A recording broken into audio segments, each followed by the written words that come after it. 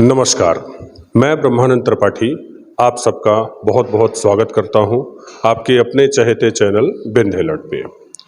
एक मुलाकात नेताजी के साथ के एक नए संस्करण में आज हम आ पहुंचे हैं एक ऐसे व्यक्ति से मुलाकात करने जिन्हें सफल बिजनेसमैन कहें तो कोई परेशानी नहीं, जिन्हें एक सफल नेता कहें तो कोई परेशानी नहीं। इन्होंने युवाओं को लेकर, खेल को लेकर त्योथर को एक नई दिशा दी है। हम आज मुलाकात करेंगे माननीय देवेंद्र सिंह जी से। आइए हम इनसे जीवन से जुड़े कुछ खट्टे और मीठे अनुभव को साझा करते हैं। आपका बहुत बहुत स्वागत है नेताजी।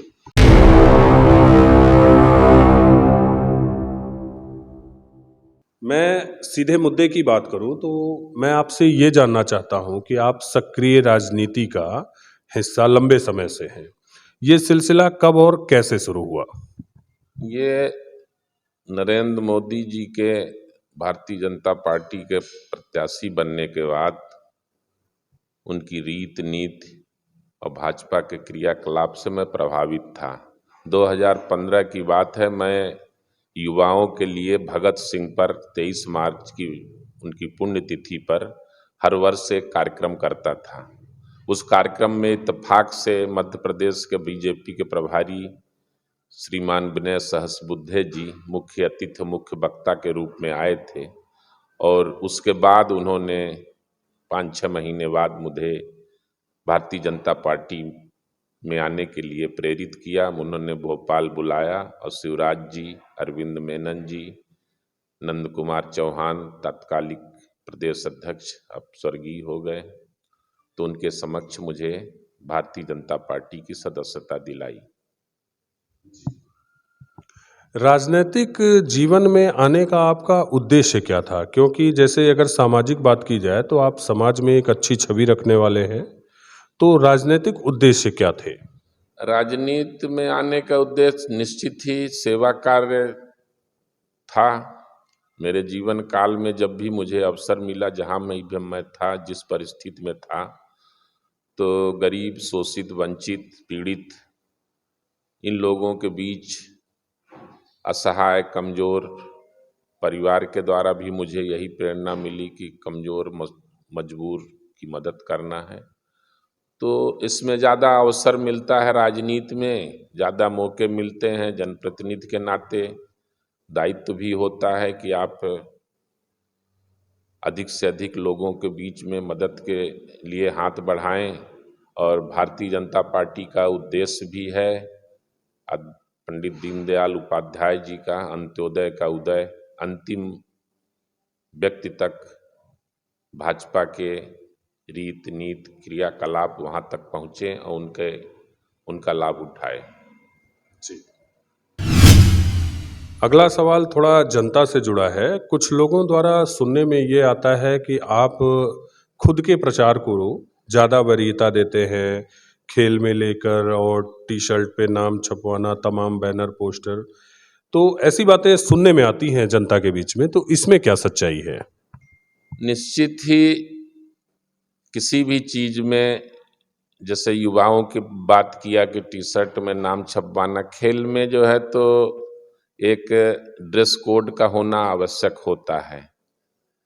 जैसा कि मैंने पहले बताया कि युवाओं के बीच में भगत सिंह के माध्यम से त्योंथर में भी मैंने माननीय मंत्री उत्तर प्रदेश शासन को बुला के भगत सिंह पे कार्यक्रम करा चुका है। 5-5 हजार बच्चों का भगत सिंह पे निबंध, भाषण, पेंटिंग्स प्रतियोगिता के माध्यम से कि युवा भगत सिंह को जाने या समझें।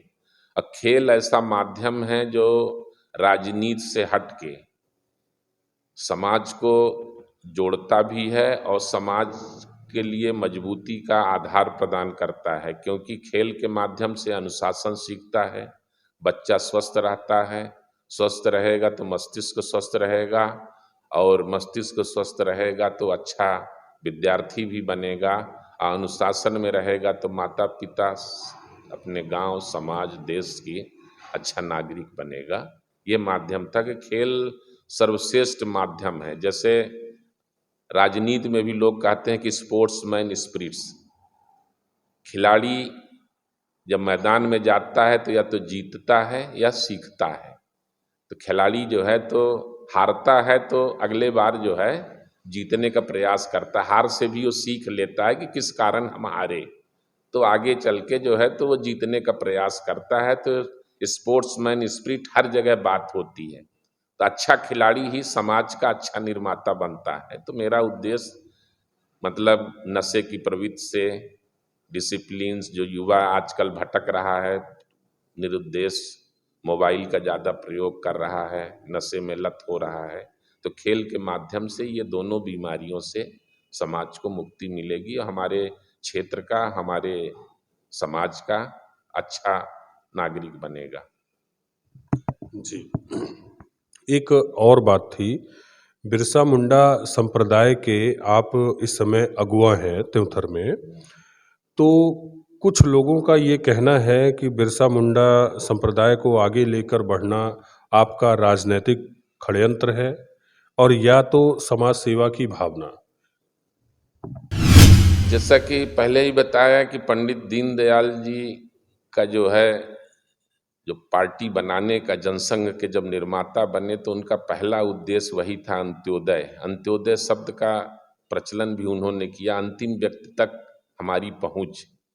अब इत्तेफाक कहें कि माननीय प्रधानमंत्री नरेंद्र मोदी जी और मैं लगभग एक साथ जो है तो बिरसा मुंडा विचार मंच के माध्यम से मैंने शुरुआत की। मैं रांची में जाके बिरसा मुंडा पर एक फिल्म बनाया और प्रधानमंत्री ने बिरसा मुंडा के जन्मदिन को जनजातीय गौरव दिवस घोषित किया।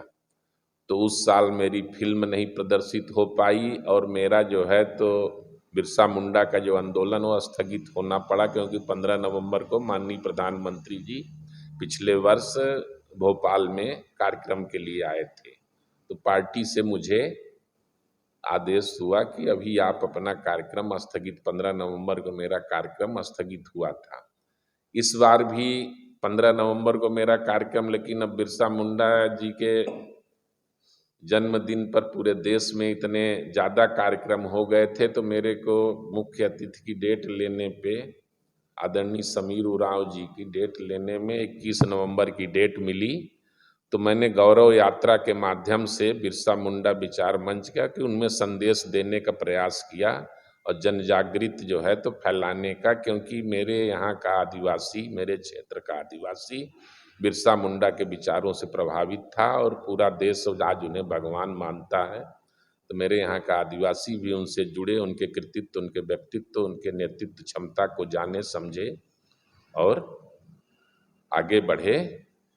राजनीति के चश्मे से जो है तो अपने अपने लोग जो है अपने तरह से सोचते हैं, हर व्यक्ति की सोच अलग होती है और जो जैसा सोचता है, जैसा जिसका विचार रहता है उस ढंग से सोचता है। मैं तो अपने कार्य में कि मेरी पहुंच पार्टी की रीति नीति के हिसाब से अंतिम छोर के व्यक्ति तक पहुंचे, उतने प्रयास रहता हूं। मैं माननीय मुख्यमंत्री जी को आभार प्रदर्शित करता हूं आपके माध्यम से कि जो हमारी विरासत है, सांस्कृतिक विरासत त्योंथर की कोलगढ़ी भुलनिया मंदिर, तो उसके लिए उन्होंने 3.5 करोड़ राशि स्वीकृत की। जो हमारे बिरसा मुंडा विचार मंच की यात्रा का राजनीतिक प्रस्ताव था, पहला यही था कि उसके कोलगढ़ी को संरक्षित किया जाए।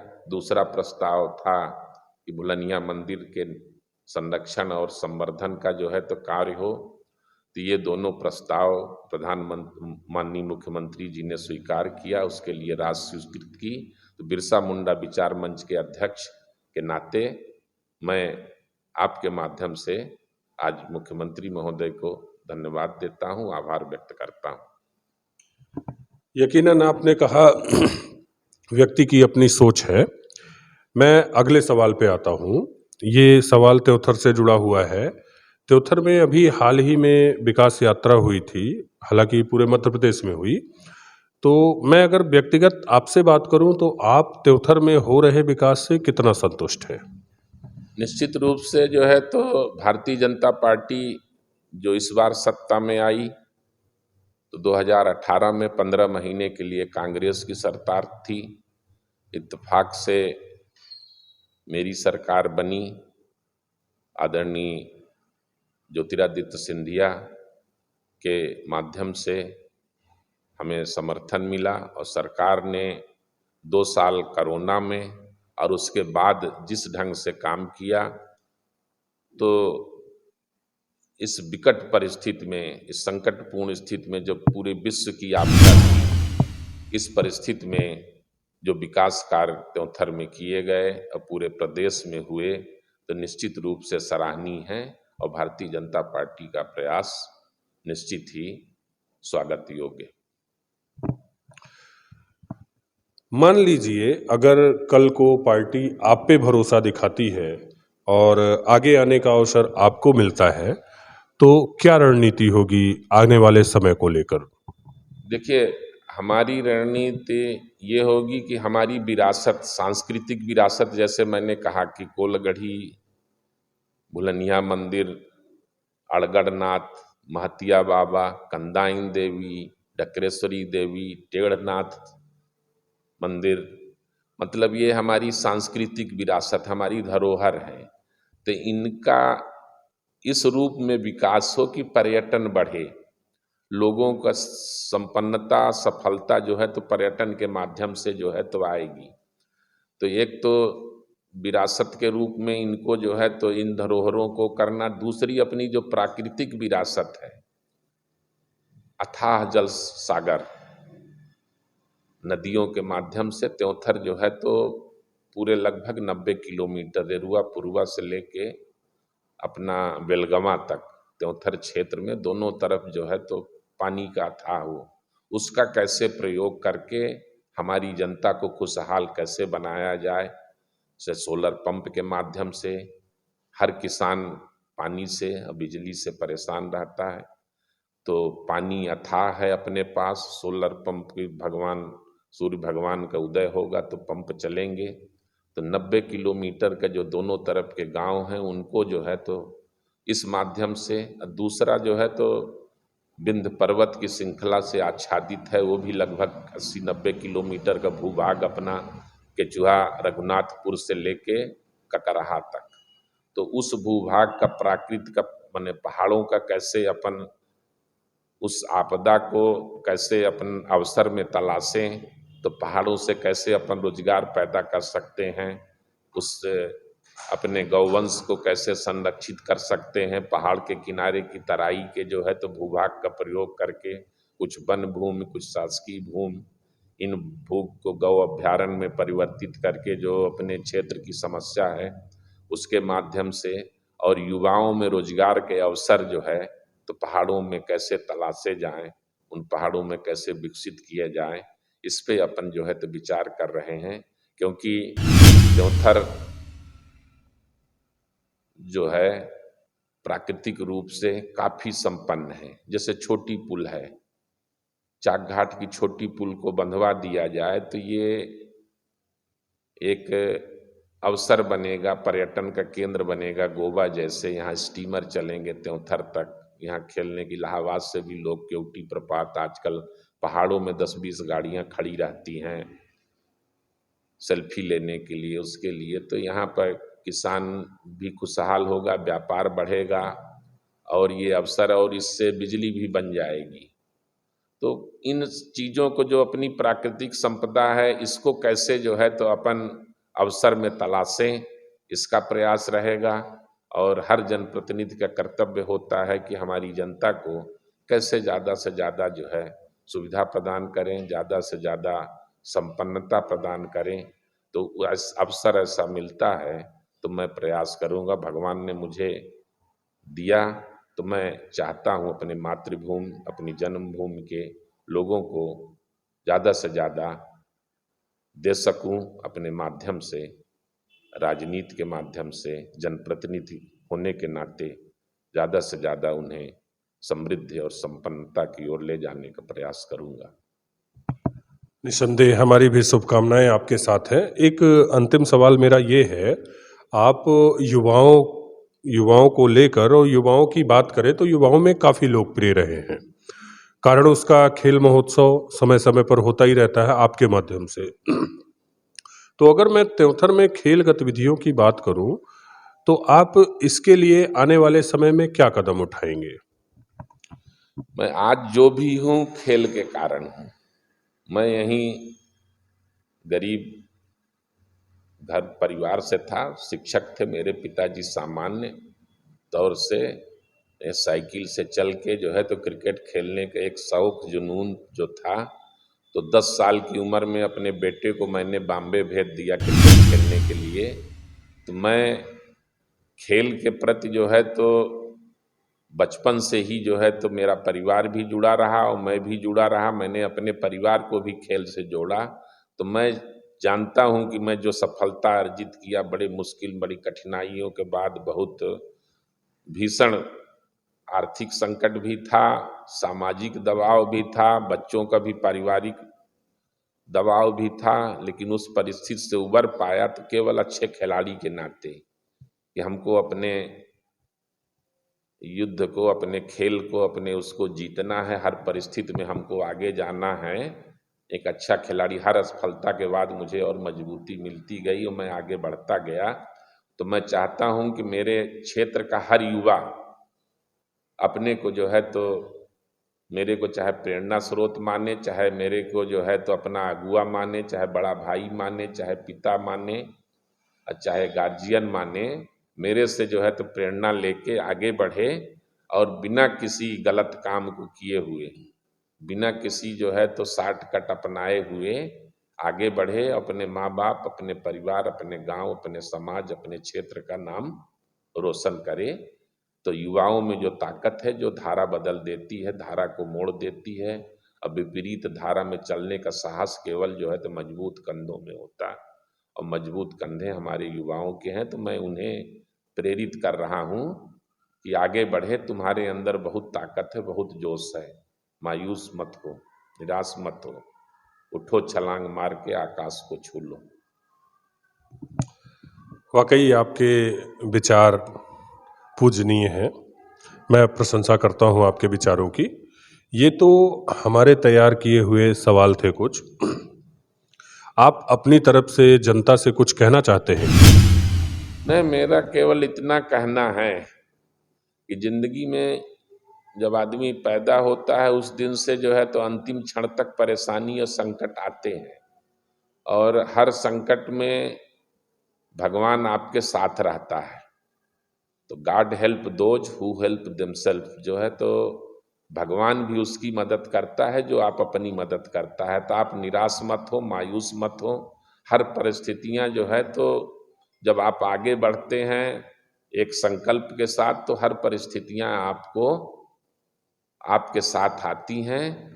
तो हमारे क्षेत्र की जनता, हमारे विधानसभा के लोग खुशहाल बने, सुखी बने, उनका भविष्य सुखमय हो और उनका जीवन जो है तो प्रगति की ओर अग्रसर हो, उनके बच्चे पढ़ लिख के अच्छे नागरिक बने। इन्हीं संकल्प के साथ जो है तो हमारे जितने भी कार्यक्रम हैं, चाहे आपने रक्षाबंधन का नाम लिया हो, तो मैं महिलाओं के बीच में जाता हूँ पिछले 7 साल से। रक्षाबंधन का कार्यक्रम मेरा उनके साथ एक रिश्ता बनाना है। एक भाई के नाते मैं उनको वचन देता हूँ रक्षा का, लेकिन उनसे मैं वचन 3 लेता हूँ कि आप अपने बच्चे को, आप अपने बेटी को पढ़ाइए, आप अपने पति को, आप अपने बेटे को नशे से दूर करिए, दूसरा संकल्प। तीसरा वचन मैं लेता हूँ कि आप अपने घर को साफ सुथरा रखिए, अपने जो है तो बच्चों को, उनको साफ सुथरा रखिए, गंदगी को दूर भगाइए, स्वच्छता को अपनाइए, तो बीमारी से मुक्ति मिलेगी। तो 3 संकल्प लेता हूँ उनके बीच में जाके। तो वो संकल्प के साथ में जो है तो कोई काम करता हूँ, तो उसमें भी मेरा उद्देश्य ये है कि उनका जीवन खुशहाल कैसे बनेगा। किसी के देने से, किसी के मांगने से जो है तो जीवन किसी का नहीं चलता है। उनका जीवन तभी आगे बढ़ेगा, अच्छा बनेगा, जब उनके बच्चे अच्छे बनेंगे, उनके बच्चे स्वावलंबी बनेंगे, उनके बच्चे जो है तो उनको अच्छे जगह में पहुंच के उनको सहायता करेंगे, तब उनका जीवन खुशहाल बनेगा। तो मैं त्योंथर की जनता की खुशहाली के लिए कामना करता हूं आपके माध्यम से, उनका भविष्य उज्जवलमय हो। निश्चित ही अगर सफलता की कोई मिसाल है तो वो आप हैं। मैं ब्रह्मानंद त्रिपाठी आप सबको साथ में यूं ही अनवरत एक मुलाकात नेताजी के साथ को लेकर आगे बढ़ता रहूँगा। हमारा साथ देने के लिए या हमसे जुड़ने के लिए टीम से संपर्क करें।